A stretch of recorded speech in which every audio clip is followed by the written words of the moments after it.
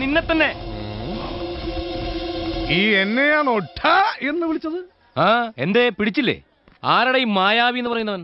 പറയുന്നവനല്ല, പറഞ്ഞാൽ പറഞ്ഞത് ചെയ്യുന്നവൻ. അവൻ എവിടെ എപ്പോൾ എങ്ങനെ വരുമെന്ന് ആർക്കും പറയാൻ പറ്റില്ല. അതാണ് എന്റെ അരുമശിഷ്യ. എങ്കിൽ വിളിക്കണം നിന്റെ അരുമശിഷ്യനെ. പൊതുജനത്തിന്റെ മുമ്പിൽ വരാൻ പറ, എന്നിട്ട് ആണുങ്ങളോട് മുട്ടാൻ പറ. ആശാനെ തല്ലിയാൽ ശിഷ്യന് നോവുമല്ലോ. നോവുമല്ലോ, തല്ലിക്കോ. ധൈര്യമുള്ള തന്തയുടെ തറവാട്ടി പറഞ്ഞവനാണെങ്കിൽ തല്ലിക്കോ. ഇപ്പൊ ഞാൻ കൊള്ളും. എന്റെ ഈ ശരീരത്തിലെ ഓരോ സ്പെയർ പാർട്സിനും തല്ലുകൊണ്ട് നല്ല ശീലോ. പക്ഷെ എന്നെ തല്ലിക്കഴിഞ്ഞാലുണ്ടാ നിന്റെ അവസ്ഥ ഓർക്കും എനിക്ക് വിഷമോ. നീയൊക്കെ രാത്രി ഏത് കിടപ്പറ കിടന്നുറങ്ങിയാലും നിന്റെ കഴുത്തിന് മേലുള്ള തലവിട്ടി മാറ്റും മായാവി. അത് നേരിടാനുള്ള ചങ്കൂറ്റുണ്ടെങ്കിൽ തല്ലിക്കോ.